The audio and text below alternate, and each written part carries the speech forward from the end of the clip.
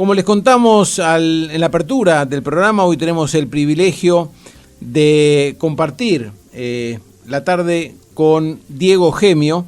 Diego Gemio es un periodista especializado en temas de la cultura y el mundo del espectáculo, además de ser productor y hacedor de un podcast que realmente se los recomiendo, como les dije anteriormente, se llama Epistolar, Antología de lo Íntimo, y vamos a estar conversando con Diego también sobre esa joya para aprovechar y descubrir, sobre todo en tiempos de pandemia. Diego, muy buenas tardes. Hola, buenas tardes, Antonio, ¿cómo estás? Pero qué gusto escucharte. Vos sabés que hace un ratito estaba leyendo una nota que después te voy a mandar por email o por WhatsApp, que hacía un amigo, Leandro Vesco, sobre Frapal. ¿Te acordás la actividad que hicimos con avistaje de animales silvestres? Sí, claro, me acuerdo perfecto cuando viajé para ahí a raíz de una nota de suplemento viajes de Clarín. Absolutamente, y me acordaba, o sea, me decía qué oportuno estar leyendo una nota sobre la actividad de Frapal y que tengamos la oportunidad de conversar contigo en la tarde de hoy. ¿Vos estás en Buenos Aires? Sí, actualmente estoy en Buenos Aires, vivo en el barrio de Boedo. Bueno, como decía Diego, tuvimos el privilegio de compartir un fotoviaje con él y un grupo de fotógrafos que vino de Buenos Aires. La redacción del suplemento Viajes de Clarín en ese momento tuvo la amabilidad de facilitarnos la presencia de Diego a lo largo de todo el viaje. Así nos conocimos, seguimos en contacto, sobre todo a partir de la producción, el lanzamiento de su podcast Epistolar, y hoy nos engalana con su presencia. ¿Cómo está todo en Buenos Aires? ¿Cómo estás viviendo una vida, digamos, normal, como quien dice, o se sienten restricciones todavía? No, bueno, todavía hay restricciones, por supuesto, y hay algunas aperturas. La situación está un poco más estabilizada que en otros lugares, ¿no? Da la impresión, lo que dicen todos los medios y lo que salen publicado en estadísticas, que la pandemia se nacionalizó. En un momento era un fenómeno más propio de la ciudad de Buenos Aires, de provincia de Buenos Aires, y ahora está extendido en otros lugares. Bueno, como vos sabés, yo soy tucumano, y en Tucumán, por ejemplo, la situación está bien difícil, pero bueno, está muy lejos, de todas formas, acá en Buenos Aires, de vivir una vida normal, aun cuando hay gente que intente hacerlo, aun cuando los bares estén abiertos, hay todavía muchas cosas que hacen que esta ciudad no sea la que era, así como el mundo no será lo que fue en su momento. Pero bueno, será cuestión de acostumbrarse a esta nueva vida. Bueno, porque justamente cuando yo escucho a las autoridades nacionales, provinciales, muchas veces poner énfasis que en realidad los medios hablan de cuarentena, cuando en realidad lo que hay son algunas restricciones a determinadas actividades, casi que las actividades más restringidas, todavía ya casi 9 meses de aislamiento, son el turismo y el mundo del espectáculo, todas las actividades culturales, ¿no? Sí, hay otras actividades también que no están funcionando, que están funcionando de manera parcial. Por supuesto, todos los trabajadores de la cultura, el teatro es solo una parte, han sido muy golpeados, pero también como han sido golpeados otros sectores de la economía. Por supuesto, cada quien defiende su sector, y eso me parece que es importante, pero bueno, la pandemia golpeó todo, a uno más que otros. Supongo que los rubros que menos golpeó son los de, por supuesto, producción de alimentos y aquellos que son considerados esenciales para seguir funcionando, pero bueno, como decía, estamos todavía lejos de algún atisbo de normalidad o de lo que conocimos como normalidad el año pasado. Vos mencionabas esos viajes y la situación de viaje. Me parece que eso va a cambiar de manera global, al menos en un corto plazo. La noción de viaje global, esto de poder pensar ir a cualquier destino y solamente que eso sea fruto de nuestro deseo, bueno, eso creo que va a cambiar, va a haber muchos más protocolos, cada lugar va a poner sus condiciones para recibir a los turistas, etcétera, etcétera. Creo que no podemos dimensionar todavía cómo se va a barajar y dar de nuevo en el mundo del turismo, por dar solo un ejemplo. ¿Y cómo fue, Diego, vos que tenés contacto directo a diario prácticamente, se me ocurre, con todo el mundo del espectáculo, de la cultura? Porque uno ha visto a través de televisión y de anuncios en las redes sociales que muchos han logrado de alguna manera trasladar sus espectáculos, sus funciones teatrales al sistema de streaming, ¿no? De transmisión de esa obra en vivo o grabada a través de internet con un sistema de suscripción o pago de entrada previo, pero me da la sensación que es algo acotado a un puñado de artistas, no me da la impresión que se haya podido masificar eso como alternativa, ¿no? En realidad fueron distintos pasos. Al principio lo que sucedió fue los actores, las actrices y los teatros, los espacios teatrales comenzaron a echar mano a todo aquello que tenían ya grabado con anterioridad, grabado para ser presentado, por ejemplo, en algún festival de afuera, ¿no? Eran solo registros mal hechos, con mal sonido, y entonces empezaron a echar mano a eso. Después de eso llegó la posibilidad del streaming, cuando se habilitaron los espacios para hacer streaming, no funciones, y después del streaming, me parece que puede ser lo más interesante, se comenzaron a pensar puestas exclusivamente para la virtualidad, por decirlo de alguna forma. Me parece que, por supuesto, no es lo que conocemos como una función teatral, pero hay un dicho que entre la pena y la nada, yo prefiero la pena, ¿no? Prefiero esto antes que nada. Entonces me parece muy sabio el refrán, te digo, muy sabio. Claro, hay que abandonar las visiones como muy tradicionalistas de qué es esto es teatro o esto no es teatro, sino ver las condiciones de posibilidad, la posibilidad de hacerlo. Y me parece que la cuestión del streaming es una posibilidad de hacerlo, el público se acostumbrará más o menos, hay opciones que están siendo más o menos exitosas, hay de todo, la verdad que hay de todo. Y además también lo que pasa es que para algunos puede comenzar a ser una nueva forma de financiación.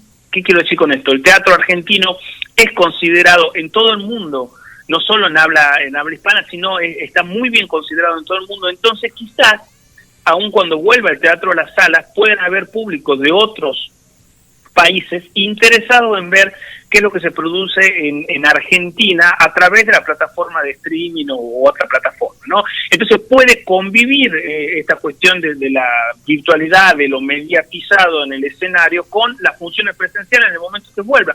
A mí me parece que puede ser interesante encontrarle una vuelta de tuerca, encontrar una forma de financiación también, además de la que las salas ya tenían. Una sala normal en Buenos Aires puede tener entre 30 personas, una pequeña, hasta 1000 personas. Bueno, si esa obra se produce por streaming, el público se puede crecer aún más. Entonces, me gusta la idea de pensarlo como una posibilidad también, y no solo como un limitante. Por supuesto que todos extrañamos ir a una sala teatral y lo ritual que tiene el teatro, que es casi tan ritual como el hombre que se reunía alrededor del fuego para escuchar historia, es así de ritual. Pero bueno, mientras tanto, esta me parece una buena alternativa. Sí, además me parece que, como bien decías, se empiezan a generar nuevos modelos de negocios, nuevas oportunidades de apertura de mercados, porque claramente podés llegar a otros países, no solamente en países limítrofes, sino América Latina, Iberoamérica, pensando en España, pero lo podés ofrecer también como un instrumento para aquellos estudiantes extranjeros que están aprendiendo castellano en cualquier país del mundo, en fin, con creatividad, con ganas, como bien decís, no quedándonos solamente en el lamento, sino poniendo las neuronas y las buenas ondas en funcionamiento, pueden surgir alternativas que inclusive en el mediano o largo plazo convivan con la presencialidad, ¿no? Sí, me parece que el teatro en ese sentido es el que más perdió de alguna forma. Los músicos estaban acostumbrados, de hecho, cuando se encierran en un estudio para grabar un disco, no es quizás muy diferente a la situación que ellos pueden tener haciendo un streaming, ¿no? Ellos pueden hacer su arte en soledad, pero alguien haciendo una obra de teatro en soledad es un ensayo, no es una obra de teatro, ¿no? Entonces realmente hay que me parece que el paso a la mediatización es mucho más brusco y mucho más radical en el teatro que en otras artes, me da esa impresión.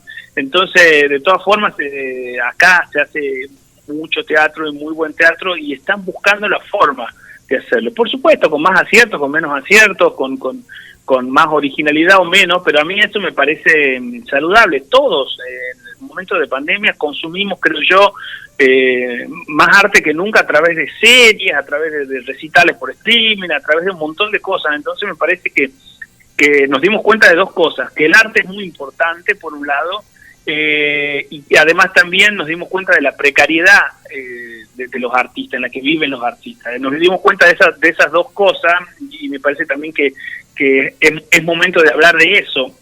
Absolutamente.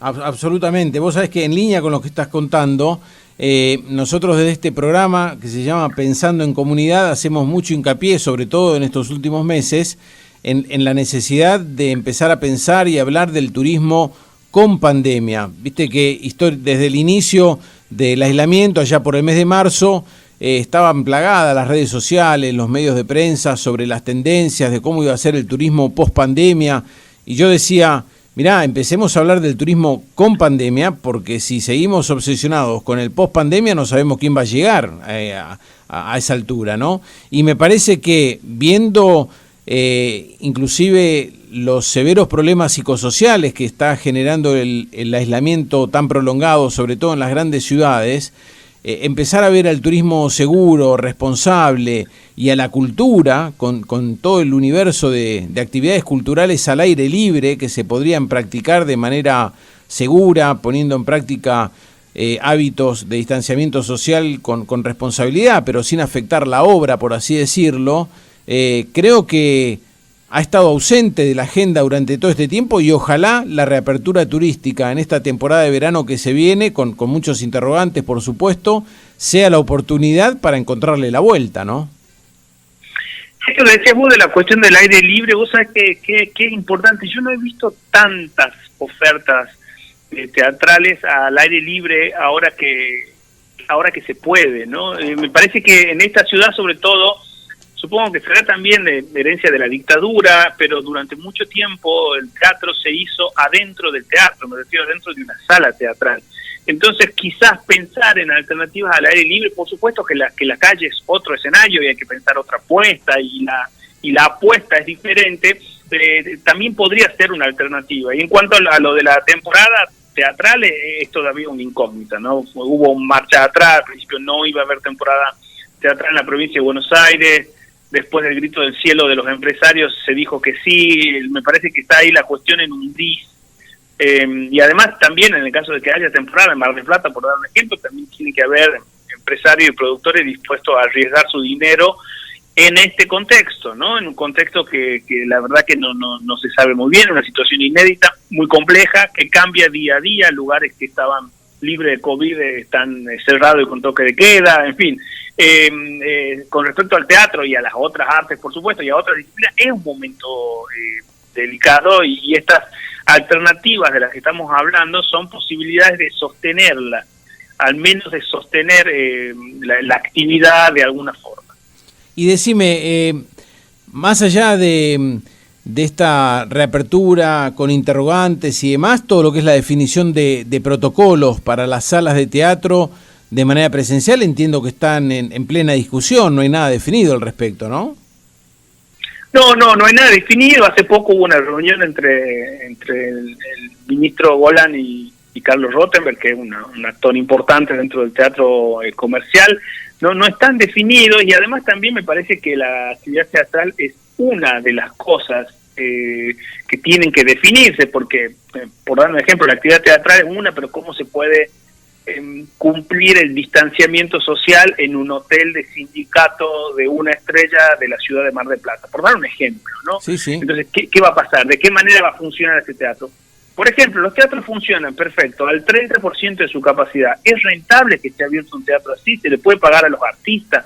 Entonces, son un montón de interrogantes que no solo terminan con el teatro se abre o no se abre, sino bajo qué condiciones, cómo podemos hacer, cómo va a ser eso rentable. Entonces, me parece que es todavía la situación muy compleja y quizá veo de forma un poco más factible la apertura de una temporada teatral veraniega en la ciudad de Buenos Aires que en otros lugares. Pero bueno, la verdad que todavía yo no lo sé porque ni siquiera lo saben los principales protagonistas de esto. No, absolutamente. Y como para, digamos, terminar la nota con un carisma mucho más optimista, digamos, más positivo, me gustaría profundizar contándole a la gente cómo nació Epistolar, este proyecto, este podcast, que realmente es maravilloso. Te felicito, yo te confieso, lo seguía episodio tras episodio de entrada durante la primera temporada. Después los avatares de la pandemia me llevaron a que le pierda el hilo, pero desde hace un tiempo volví a escuchar esta segunda temporada con la que alcanzaron las 100 cartas y el laburo de producción, que además es todo a pulmón, me consta, es realmente de primerísimo nivel, así que felicitaciones. Me encantaría que le cuentes a la audiencia cómo nació el proyecto y de qué se trata.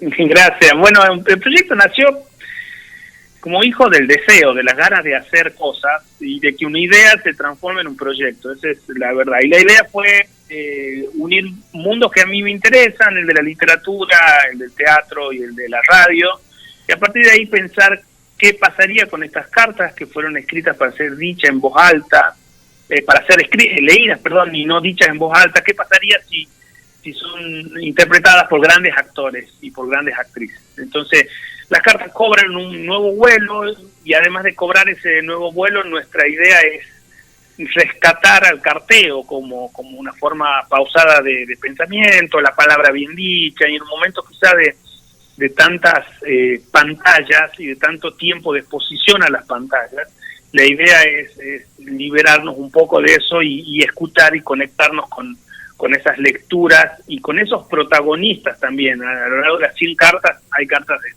de Perón a Van Gogh, pasando por el negro Fontana Rosa, no sé, Simone de Beauvoir, en fin, Virginia Woolf.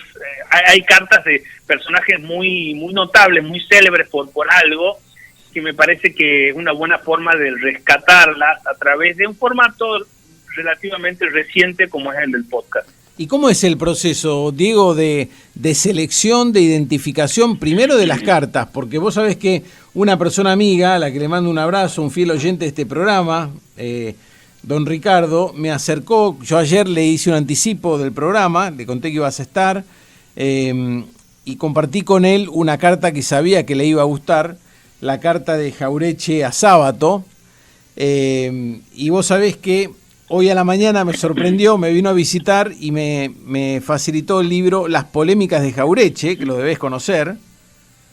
Sí. En donde, bueno, hay una serie de cartas, evidentemente, que don Jauretche le escribe a distintos personajes, a distintas celebridades, una de ellas Ernesto Sabato, que justamente coincidía con la carta que yo le había enviado de Epistolar. Pero todo ese proceso de identificación de las cartas y de machearla con un artista, bueno, es realmente alquimia pura, ¿no?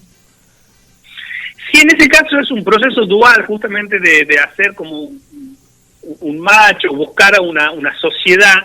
El proceso es dual. En algún momento leo una carta y pienso qué actor o qué actriz podría hacerla, y a veces al revés, veo en escena a alguien y pienso qué carta le vendría bien por algo, por una inflexión en la voz, por un personaje que esté haciendo o por algún personaje que haya hecho. En cuanto a la carta que vos decís, la de Jauretche, tiene algo que es muy interesante para mí, esa y muchas otras, que son cartas de ayer que nos remiten a un hoy, digamos, ¿no? Esa carta y la obra de Jauretche, no sé, del libro de los profetas del odio, son radiografías excepcionales sobre las relaciones de clase en Argentina a partir del ascenso del peronismo. Hoy más vigente que nunca, digamos, ¿no? Exactamente.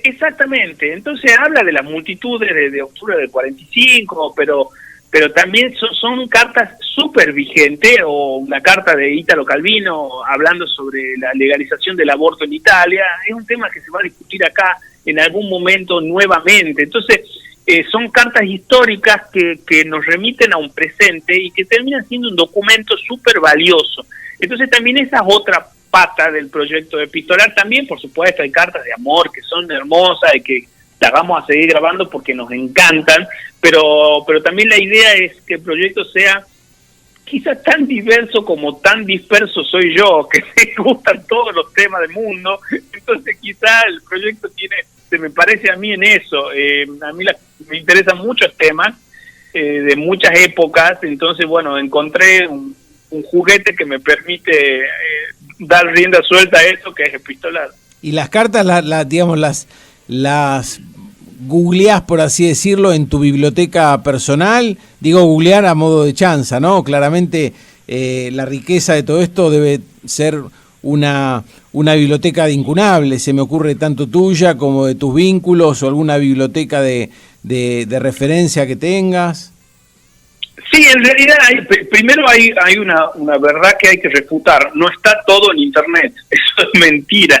Los libros están en la biblioteca, los libros están en muchos lugares. Los libros necesitan una pesquisa para poder encontrarlos y además, encontrar cartas que consideramos que son valiosas, que son una gema, que merecen ser rescatadas. Entonces, en la primera temporada sí hay como grandes clásicos y cartas que son conocidas. Comenzamos con la última carta que escribió antes de su suicidio, Virginia Woolf, que es una carta muy conocida, pero también fuimos encontrando cosas más desconocidas, pequeños hallazgos, y la verdad que es una búsqueda constante e incesante, no solo en epistolarios, sino en epistolarios, en ensayos epistolares, en diarios íntimos, en referencias, y también la gente nos acerca ideas de cartas. Eso es algo que a nosotros nos tiene muy, muy contento y muy orgulloso, es que el proyecto despierta un efecto contagio. A la gente le gusta, le parece una cosa, lo recibe con calidez y te cuenta de cuando ellos mandaban carta o cuando alguien de su familia lo hacía.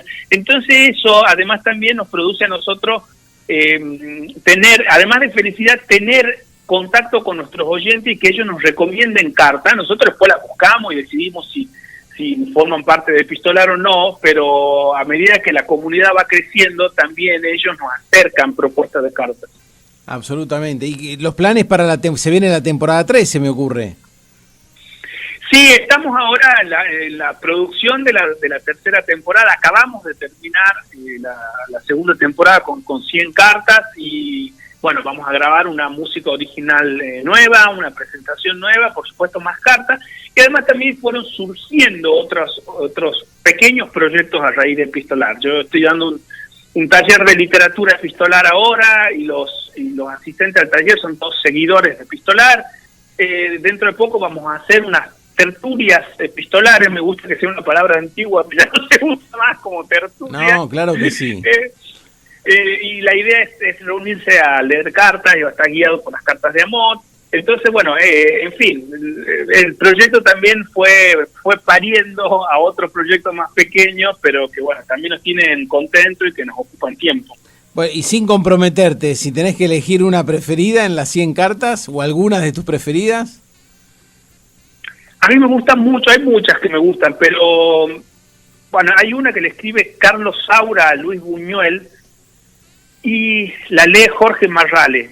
Y eso fue como decías vos, la cuestión de los match fue un match fantástico porque Marrale trabajó en una película de Carlos Saura y el texto es brevísimo pero es hermoso y le habla sobre el paso del tiempo y compara la fotografía con el paso del tiempo y con el cine. Es una carta breve pero que la verdad que yo no me canso de escucharla porque Marrale la leyó maravillosamente bien. Y es una carta súper profunda, súper filosófica y que no envejece. Que la carta no envejece y uno la puede escuchar de aquí unos años y sigue teniendo un vigor que es muy fuerte. Eso también es algo que nos gusta de Epistolar, que es un material al que no le pasa el tiempo. Son cartas todas que uno la puede escuchar de aquí un par de años y siguen teniendo vigencia y nos siguen diciendo cosas. Bueno, y para escuchar Epistolar, ¿cómo te pueden encontrar? Todos los oyentes que nos están preguntando en qué dirección, la gente lo puede hacer a través de Spotify, a través de Internet. A través de Spotify, de las principales plataformas de podcast, Google Podcast, Apple Podcast, y hace poco, en pandemia, comenzamos también a subir el contenido a YouTube. Entonces, si uno en YouTube pone Epistolar Podcast en el buscador de YouTube, sale también, es el mismo material, solo pusimos algunas placas, no es video, sino que es audio, pero subido a YouTube. O para hacerla más sencilla, mucho más sencilla, si uno pone en Google Epistolar Podcast, salen todos los resultados y nos van a encontrar con facilidad. Bueno, Diego, buenísimo. No sé si nos querés contar algo más. Yo no quiero comprometerte, sé que en breve, en pocos minutos, tenés que dar clases, pero agradecerte aquí desde General La Madrid. Lamentablemente las restricciones todavía no nos permiten tenerte aquí con nosotros, pero ojalá en poco tiempo más, ya con las tertulias en funcionamiento, con la tercera temporada, ¿quién te dice podamos organizar alguna nueva edición de un fotoviaje con tertulia, organizando una tarde o una noche literaria aquí en el hotel? Ojalá, bueno, esa es una de las ideas que quedaron pendientes, llevar Epistolar hicimos 2 experiencias en Buenos Aires, pero nos gustaría hacerlo en muchos lugares donde nos vienen siguiendo y tenemos amigos, y la idea de ir y que las cartas nos reúnan y poder compartir una copa de vino y charlar un rato y hablar de literatura y de cartas sería genial, así que bueno, te tomo la invitación cuando se pueda. Absolutamente. Yo, para despedirnos, iba a compartir una de las cartas de amor que más me ha impactado de Epistolar, que es justamente la de Frida Kahlo. Así que fue una de las primeras, pero la polenta con que la artista, digamos, relata la carta te hace vivirla como si uno estuviera al pie de la cama de Frida Kahlo, ¿no? Sí, esa carta, sí, en nuestro episodio número 2, tiene una particularidad. La actriz, que es Jimena Nganussi, es una actriz que había interpretado a Frida Kahlo en una obra de teatro. Entonces, en este caso, ella tenía un plus respecto de otros artistas, porque ella ya la tenía muy adentro de su cuerpo, a Frida, al personaje. Entonces, su interpretación fue hermosa. Bueno, entonces vamos a ir en unos minutitos con la de Frida Kahlo, y después, antes que termine el programa, vamos a ir con el episodio 24, justamente aquí lo tengo, la carta de Carlos Saura a Luis Buñuel. Diego, muy buenas tardes, muchísimas gracias por tu tiempo, felicitaciones por todo lo que haces, por lo emprendedor, lo pujante, sin claudicar aún en tiempos de pandemia, así que con ganas de reencontrarnos pronto y agradecido por tu tiempo. A vos por el espacio, un abrazo a todos. Gracias, Diego.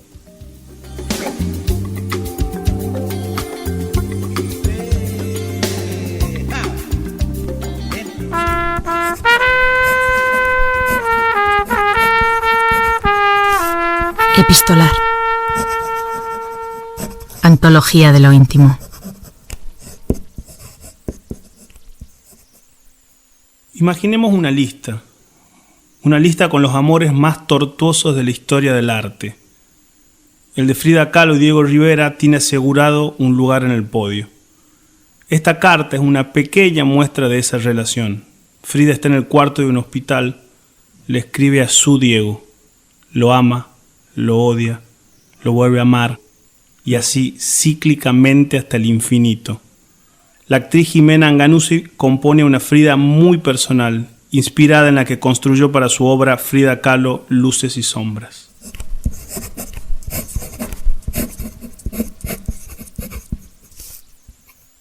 Escribo esto desde el cuarto de un hospital y en la antesala del quirófano.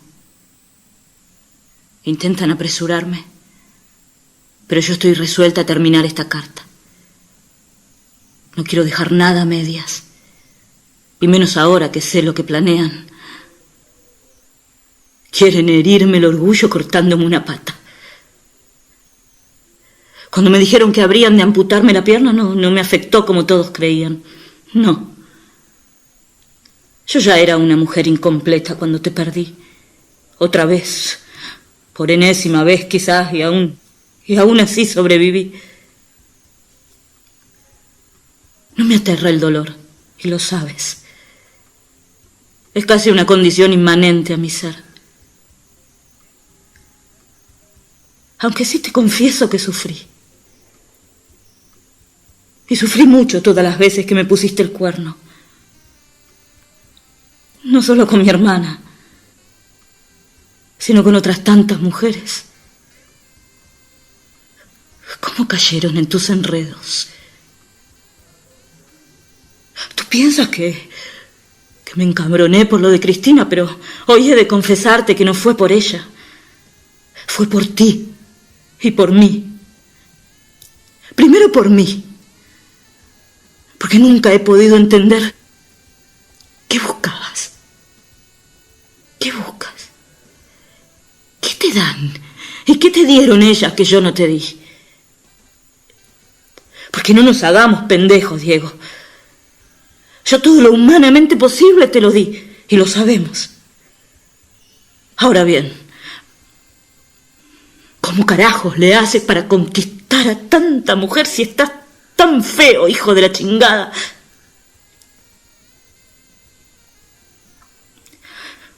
Bueno, el motivo de esta carta no es para reprocharte más de lo que ya nos hemos reprochado en esta y quién sabe cuántas pinches vidas más. Es solo que van a cortarme una pierna. Al fin se salió con la suya, la condenada. Te dije que yo ya me hacía incompleta de tiempo atrás.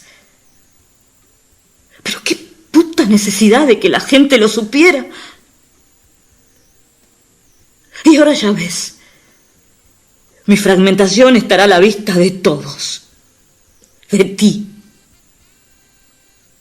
Por eso antes que te vayan con el chisme te lo digo yo, personalmente. Ay, disculpa que no me pare en tu casa para decírtelo de frente, pero en estas circunstancias y condiciones ya no me han dejado salir de la habitación ni para ir al baño.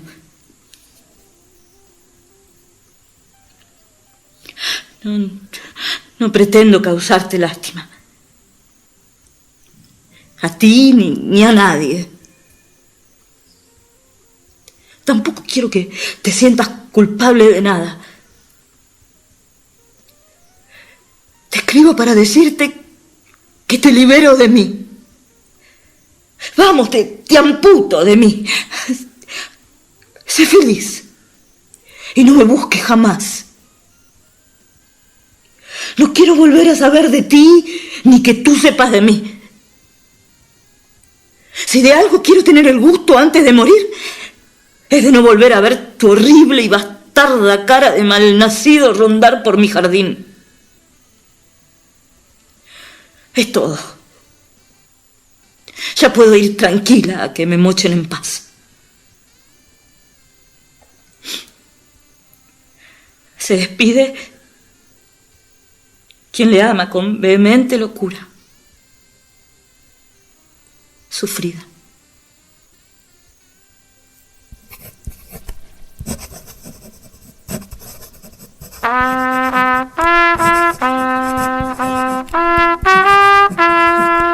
Epistolar, un podcast producido por Diego Gemio y Tomás Spray. Búscanos en las redes sociales como Epistolar Podcast.